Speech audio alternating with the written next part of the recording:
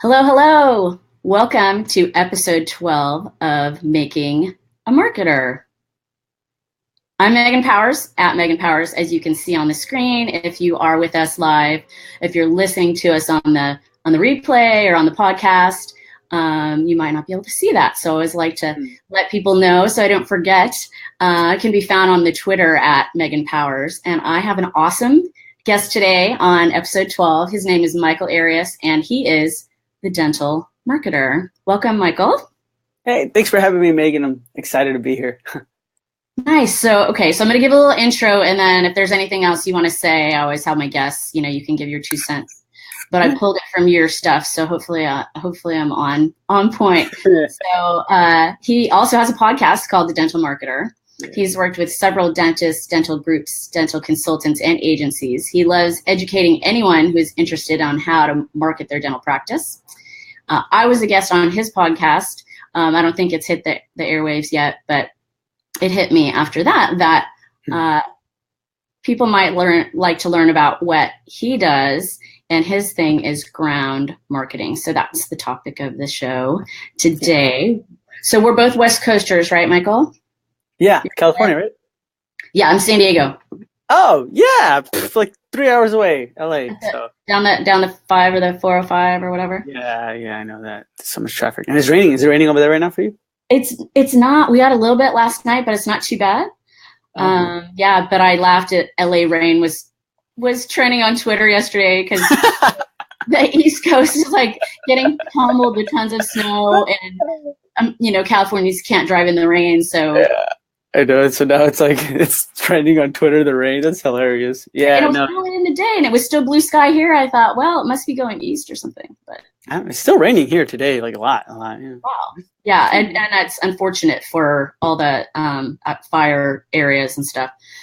So we'll get on to happier topics. My Gonzaga Zags, the Bulldogs, are in the Sweet 16, so I had to rock my colors and my logo. I got my master's from Gonzaga, so they're my Aztecs and my Zags are my 2 teams, and the Aztecs unfortunately lost in the first round. Sad face. Sad face. But yeah, I'm pretty pumped for my Zags to beat Florida State tonight. So had to rock the colors. All right. Gotcha. So let's get into it. So the 30 minutes goes fast. So I'll try to fit everything in as best I can that I wanted to ask you. So I want to start out with, what's your background? Like, how did you get involved in the niche industry of dental marketing? I mean, what were you doing before the dental marketing? Okay, so before I went to school to be a nutritionist. I became a nutritionist, and I came out here in California to do nutrition, right? And one of my clients was a dental consultant, and he was having like the hardest time getting new patients for his practice. And I really didn't know anything about your type of marketing, or like what people mainly know, like digital marketing, SEO, social media, anything like that. All I knew was like old school, like guerrilla marketing, like boots on the ground, business to business and things like that. So I kind of told him, like, why don't you do this? And he's like, well, why don't you do it for me? And I was like, all right, let me see what I can do, right? So that's pretty much in a nutshell. I started doing it. The practice that I did it for saw results. They loved it so much. Other people started liking it. I didn't work for anybody else at the time, just that one practice. I left nutrition, and then more people wanted to know what I was doing for these new patients. So that's why I started a blog. And then from the blog became the podcast. And then the podcast kind of attracted a bunch of people all over the country and everything. So yeah, that's how it kind of started, and still going today. That's awesome. And you're what, like 100 episodes in? Oh yeah, I'm like 104. Whoa, like specific interviews 104, like 105, but it's past 100 episodes because I do like different type of topics and series and things like that. So. Oh, okay. All right. All right, cool. Yeah, I listened the other day, and I thought, I think it was 100, episode 100 that I listened to, and then I thought, oh, it must be coming up soon. Yeah. I was like, I don't know, in the low 100s. Episode 100 for me, it was just me kind of like recapping, saying thank you to everybody who's kind of helped me throughout this journey. But oh my God, talking for 2 hours straight, like I was done. I was like, no, never again. I don't think I'm gonna just make a video next time. Why? 2 hours because of everything that you wanted to cover. Yeah, everything I recapped. Like I I have a segment called Monday Morning Marketings, which really doesn't even come out on Monday mornings, and I kind of just talk without editing, right? And I talk without editing, and little do people, I don't know if this works with you, but what I've noticed is people kind of like the mistakes that you don't like. So, for example, if I don't edit everything, then people like that. They kind of see your personality in the mistakes. So then they're like, oh, I get to know Michael more through Monday Morning Marketings, or like, the 100th episode or whatever. So that's why I didn't really edit it out either, anything. That's cool. Mm-hmm. Yeah, well, and that's part of the thing I like about live is that people see the real you. There's an authenticity that happens via this, that as them being able to see us, that happens, I think, in a little bit of a different way than happens on, when they're just listening to you. Yeah. So, And there's no editing out stuff for the podcast from this, because then people know I'm a sham. Okay. She says, there's no ums in that broadcast. That happens a lot too, and the long pauses and everything like that. Yeah, for sure. So, although I do appreciate some of them being edited out. So, tell us now, like, what is ground marketing? So ground marketing, basically in a nutshell, it's like guerrilla marketing, but I like to think it's a little bit more sophisticated the way I've kind of like helped with the strategies. So say, for example, and this, I guess you can kind of tailor this to like any business really, but in a dental practice, right? Say you have a dental practice, and then next to you, there's a Starbucks. Then next to you, there's like a hotel. And then in front, there's an apartment complex, a daycare, senior homes. There's just the whole community around you. You're kind of thinking like, man, how do I get inside these businesses? Or not even that. Maybe you're just like, how do I get the employees from Starbucks to come to me, right? Like, how do I get these businesses to come to me? So basically, that's what ground marketing is like you're able to do lunch and learns in there. You're able to maybe do seminars, presentations, or just set up a booth inside their store, outside their office or whatever, and, attract their clients or patients, sign them up. That's basically what ground marketing is, the way I do it. And you're able to sign up these people like on the spot, right? Get their name, number, emails, or phone numbers, and, talk to them. Mm-hmm. So sort of like partnership marketing in a way, right? Because that the management or whomever owns that business has to be on board. And is it a mutually beneficial relationship? Like, how does that Starbucks then benefit from helping you out? Yeah. So sometimes it's not even like the owner. It can be like Target that benefits, right? Or anything like that. But there's a lot of sneaky strategies, right? So say, for example, like there's a Starbucks, right? It can be the first time I ever go to Starbucks. And I can be like, man, you know what? I walk in there, I order just whatever, right? It can be a black coffee. And I'm like, man, you guys always get my coffee like just right. Thank you so much. And they're like, oh, you're welcome. And they're like, you know what? I'm actually with the dental office, like right down the street. If you ever want, I can give you guys some free whitening. And they're going to be like, what? Are you serious? Yeah. And you can just say, yeah, I'll just come back, maybe in an hour or so, bring a sign-up sheet. And whoever wants some free teeth whitening, just put your name and number down. And, I can come back and pick up the sign-up sheet whenever. Then you come back and pick up the sign-up sheet, and then you have a bunch of name and numbers down, right? And then those are your leads. Those are the people you call to come to your office. And then from that point on, they become your patient. That's interesting. Yeah, I see that working well within local businesses that are like dentist offices and that sort of thing. Becomes a little more challenging, I think, with different types of businesses. Potentially, but yeah, so I was trying to tell, and you and I talked a little bit about face-to-face marketing, which is really, this is part of that, right? Mm-hmm. It's not a conference, it's not a trade show, but it is that, like, attending something like attending a local event. Mm-hmm. But it's like relationship marketing, but on the business level. I like that. That's cool. Especially for small businesses and like dentist office that are trying to grow. So tell us how you already told a little bit, but how does your podcast support your business? Like, what are you doing that the dentists are hearing about you through that and then hiring you? So basically, like, the podcast started because I got tired of typing, right? Blogging. So I was like, all right, let me just like talk about it. Because I talk a lot for some reason, I don't know. But so I started talking about it, and it started like, like whenever you see like you post it up, and then you're like, whoa, 20 downloads, and like the first month, and you're like, people are listening to me. So then like you start putting more and more out. So anyways, the podcast started, honestly, everything opened doors because of the podcast.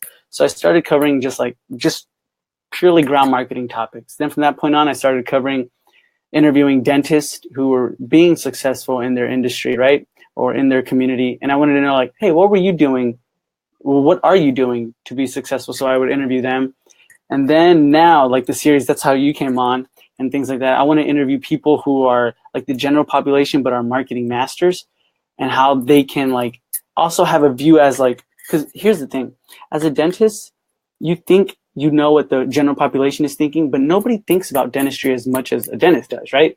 Right. So it's kind of like, hey man, like don't leave that to you. Like you need to outsource that to somebody else. So say for example, like you have an opinion on like, this is what I want to see in a dental office, right? That's key. That's important. Like we need that. And at the same time, you're a master at marketing. We need that too. You know what I mean? So it's like a blend of both. So that's why I'm starting to interview more people into that. But anyway, so the podcast opened doors. Obviously, after that one client that I was working with, like the demand got a little bit higher. So I started working with other clients around the country, and that was able to support myself. Then I was able to make better connections with other people, do programs, and then sponsorships started coming in as well. And so what helped out a lot is that, like, you know, in regular podcasts, they kind of tell you like per downloads, you need to make this much, right? Well, for dental podcasts, it's such a new space that you can't really say, we're not going to get 1 million downloads per episode, right? Because that's different, right? For a dentist. But if it's like a toothbrush company or Colgate or something like that, right? Saying like, we're trying to target dentists specifically who are startups, right? Be like, hey, that's all my listeners. I'm literally talking to your, like these people are choosing to put me in your ear or me in their ear. And so, you know, maybe think about some type of sponsorship. So then there, you know what I mean? You can like work out with them a sponsorship deal. So yeah, that's how sponsorships were coming out with me. And then now, thankfully, it's kind of like, it just so happened to become like cool. Like it's my thing, you know, like what I like to do. So yeah, that's how it kind of, everything started because of the podcast, and it's still going. So are you spending most of your time on the podcast, not as much time on helping clients directly, or how's that? So it's always like this. It's always clients first, podcasts, and then content creating, right? Like that's how, so first, second, third. So clients, the paying clients, that's 24/7, they have access, right? So we're always helping them no matter what. The podcast is like, I at least had to come out with 2 episodes, right? A week, also because of sponsors. And then the content creating is like, the people who do sponsor me, I'll make commercials for them, or any conferences we go to, I create like videos and things like that. Mainly like really quick 60-second videos that kind of show like, it can be like a regular conference, but if you ever go on my Instagram, you can see like, oh my God, it was like a party. But in reality, everybody was just like sitting, you know? So, I mean, that's the type of things I do right now, and that's how it goes. So, yeah. Yeah, I listened to some of your shows where you were at a conference, and it inspired me a little bit, actually. I attended Social Media Marketing World a few weeks ago, and it's my 5th year. It's been going for 6 years, so it's still a relatively new conference, but some of the guests I've had on my podcast were there. And so I invited them for drinks, and then I took some quick videos with them and had them talk about their experience being on the podcast. And now I'm using that to try to stretch out to promote the podcast. Yeah, that's good. Yeah, that's really good. I mean, especially when you go to conferences and you're podcasting there, it's like you don't have to like, you know, have that thing where like, hey, when are you available? So I can, you know, you see everybody and then you just podcast. I like doing that a lot. Yeah. Mm-hmm. Yeah, I haven't done that yet. I didn't have well, because I was an attendee and I was there to like to learn and network. But next year, I thought about doing one on site. But also there's so many people who do what we do. It's a kind of a different show, kind of a conference, right, than yours. Yeah. Like they're all dentists. They're not all marketers. So here we are, you know, in a world full of people who, on one hand, they totally get it because that's what they do too. Mm-hmm. But on the other hand, that especially the bigger names, they're being pulled this way and that and stuff. So getting it scheduled was something I was like not sure about being able to do, and then I didn't do it, and so whatever. Anyway, but I was really happy that the meetup worked out, and then I got some really good videos, and I need to learn how to edit video. Yesterday I spliced a video in iMovie, and I cut out, instead of cutting out the part I didn't want, I cut out the part I did. Oh, okay, got you. And there wasn't a backup. And then I'm like, well, darn it. Now I retaped, re-recorded my intro part that I already needed to splice one with the other. So now I have to merge them. Anyway. I mean, what do you use? Do you use like Splice or Adobe Premiere Pro or? As Elizabeth's one of my co-hosts, get on it. Yeah, I know. I am not, that's not my jam. So iMovie, I was just trying to use iMovie. And in the past, I've been able to edit on the front and the back end of a video, no problem. It's just the middle that I haven't been able to figure out. So I don't really know what happened anyway, I don't need to get into it, but I remembered before it giving me the option of, do you want to create a copy? And I was like, yeah. So I made sure that I saved the first, but this time I did not get that question, and then it was just gone. Yeah. Okay. Got you. Yeah.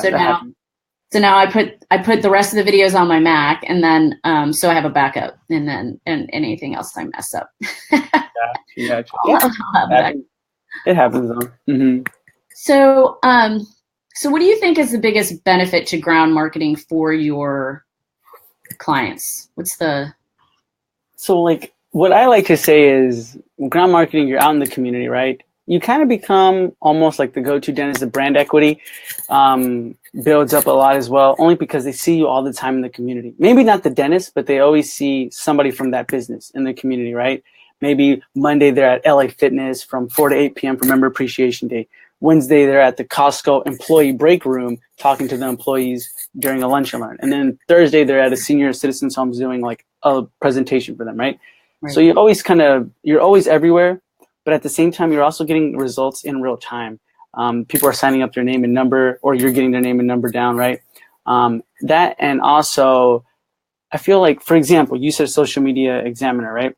Like if I were to tell you, like, if I'm like the person who's in charge of social media world, right?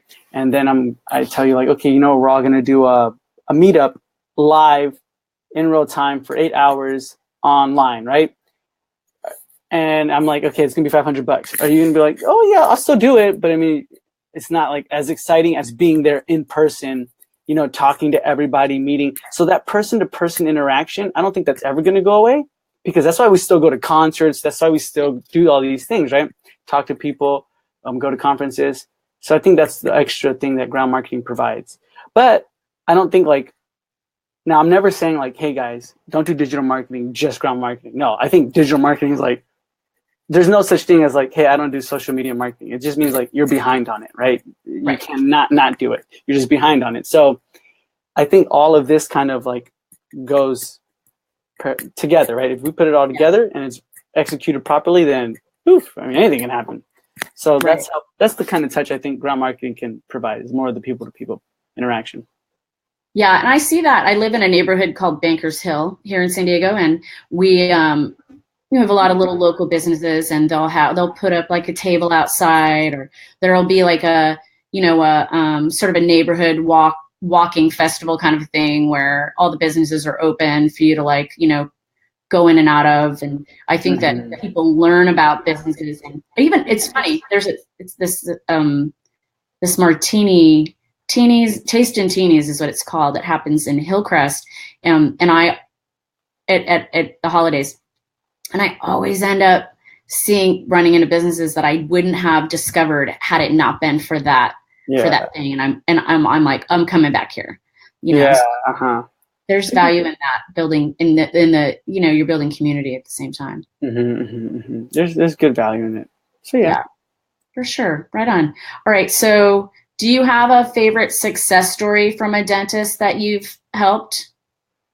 I mean, they're all kind of like, almost every single client, to be honest, is always satisfied with, like, as long as we're very clear with like the expectations, because we mainly coach one of your employees how to become a ground marketer. It's not like we're gonna bring you 1 million new patients at once, right? I don't do that. So the success stories is more like, oh, now I don't really have to worry about new patients anymore. There's a dedicated person doing that. Or Michael has helped me build my practice from the ground up, in the sense like their grand opening from that point on. There's been a lot of stories. What surprises me, to be honest, is like on Facebook or Instagram, when dentists reach out to me all the time, but when maybe like a chiropractor or a realtor or someone who I would never thought like, hey, big fan of the podcast. I used that strategy that you said, and my gosh, I got like, 7 new clients like on the spot. And I'm like, you're a realtor. How does that work? I don't know how he's using it. You know what I mean? But it's working for that person. So it's kind of cool to see. I mean, it's just dedicated for, Dennis, the general marketer, but it's kind of cool to see how like it's still kind of like trying to reach out to other people, or people are picking parts of the episodes that they hear or anything and then using it, so that's really cool to me. Well, strategies, marketing is marketing. Yeah. What's unique to your show that I thought was cool was that you wanted to know from me about my experience with my dentist and what I think about everything, that all those questions that you asked me about dentistry. I thought was really interesting because it's something that everyone has experience with, right? Yeah. So it's a niche industry in terms of like teaching them how to market it, but all those things I think can be applied to other niche industries. Yeah. You're right. That's like, okay. So for example, I forgot what episode it was, but she's a social media, Sue B. Zimmerman. Yeah. When she was on the show, she was kind of the one who was like telling me before, like, this is what I hate in a dentist. This is what I don't like. This is what should be. And then that's when I was like, oh, maybe I should make a segment. Like, you know what I mean? So that's why we kind of created this segment of, oh, that's cool. Yeah. Yeah. B inspired you to change things. That's really cool. Yeah. To have like a different segment. Yeah. She's really good. Right on. Yeah. For those who don't know, I mean, everybody in marketing probably knows she's one of the Instagram queens. All right. So you might have already mentioned this, but if you can think of something, I like to ask good marketers if you could pick out like one single strategy to give our listeners to help someone be a successful marketer. What's the one thing that stands out to you as being most important? In ground marketing, or? Well, it could be, yeah. Or in any, I mean, just in marketing in general. But since ground marketing is your thing, yeah, for sure. Okay, let me say in general. In general, I think one of the most important things is like knowing and defining your brand. Like this is you, right? And a lot of the times when we first start off, and I know that's so easy to say, like, you're kind of like, oh, you know what? I need to find my brand. This is who I am. And you can be very vague about it or very broad about it. But if you hone in and really, really discover your brand, then it's going to be easier to discover your target market. Like, by the customers that you want, you've got to be as specific as possible. Like, what websites do they go on? What Apple or Samsung, or what restaurants, what coffees do they like to buy? Things like that. Like, be as specific as possible. Then you're going to be able to tailor your market to them too as well. But by brand, it's easy to kind of like know how to start discovering your brand by really trying to figure out what you like to do and what you don't like to do. Because what you say no to, that's what your brand is going to be more tailored to. If you start saying yes to everything, then that's kind of like, what is your brand? I don't know. You're just kind of like you're the marketing agency that does everything, right?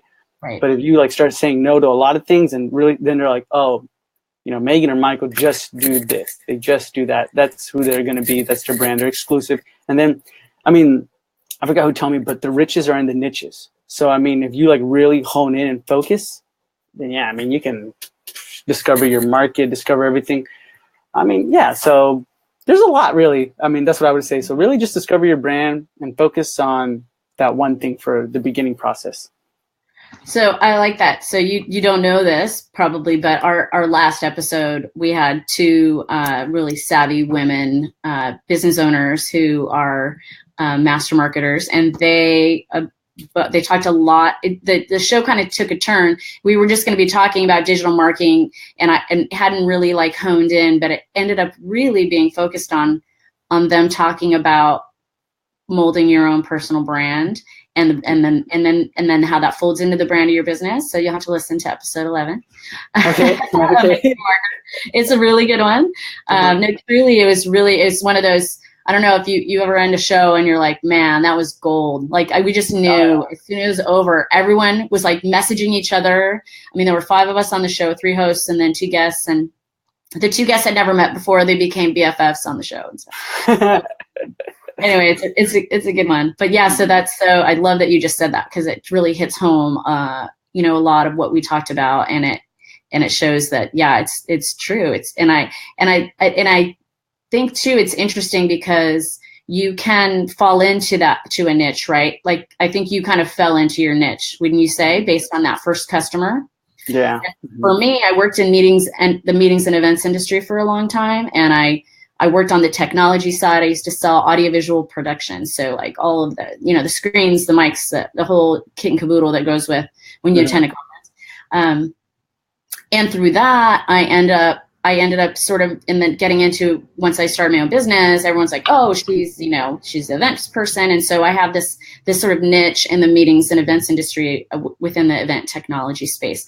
And it wasn't something that I set out to do, but it totally makes sense because it's my jam, right? It's like what I know the most about. And then marketing within that space.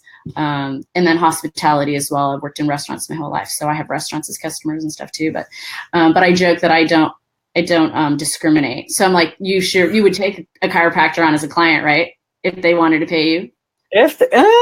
Maybe. It depends. To be honest with you, probably not. Only because I'm not well known. I don't really know their niche or their market. You know what I mean? All That's right. the only thing, yeah. So, I mean, it depends. It depends, to be honest. Yeah. All right. That's cool. Okay, so we are coming to the end. I have a couple of questions I ask on each show. Quickly first, if you could have a superpower in your job, so not just like any superpower, but in your job. If you could like within your job, you could be able to do absolutely anything, what would your superpower be? Anything? Anything. By superpower, you mean like teleportation and stuff like that, or what? Sure. Okay, teleportation. Yeah, that would be it. That would be my superpower. Yeah. I heard that recently, and I hadn't heard that before. That's funny. Last time I asked that, they said they would like time to stand still. I didn't even think about that as a superpower. Right. I mean, that's like different than getting 4 hours extra out of your day or whatever. So yeah, you're right. Damn, that was a good one. No, hey, no wrong answers. That is a good one too, especially in LA. Are you kidding? I know, yeah. Something can be like literally walking 5 miles away, or not walking, 5 minutes away, and we're in the car for like an hour. Totally. Yeah. Great. So last question. Any apps, gadgets, technology that you're excited about right now? Is there anything you started using recently that you want to share with our listeners and viewers? Recently, the only thing that's something that you're hot on. Oh, that I'm really Evernote. I really like Evernote. Like I like to write a lot. Like not more like what I'm going through, right? Like so if I'm like feeling stressed, I write something about stress or something. Like I've been into like emotional intelligence a lot lately, so I'm kind of reading about that, and so it's important to like understand your feelings and know what you're talking about, and then you know what I mean? Yeah. So it's on Evernote. Right on. Awesome. Well, Michael, I really appreciate you being on today. Thank you so much for telling us about ground marketing. Let our viewers know how they can get a hold of you if they want to find you. Yeah, definitely. Thank you for having me, Megan. If anybody wants to listen to the Dental Marketer podcast, it's just that the Dental Marketer podcast, or you can go on the website, thedentalmarketer.org, to find out all like the ground marketing hub and information on there. Fantastic. All right. Thanks, Michael. This has been episode 12 of Making a Marketer, and we will catch you next time. Bye.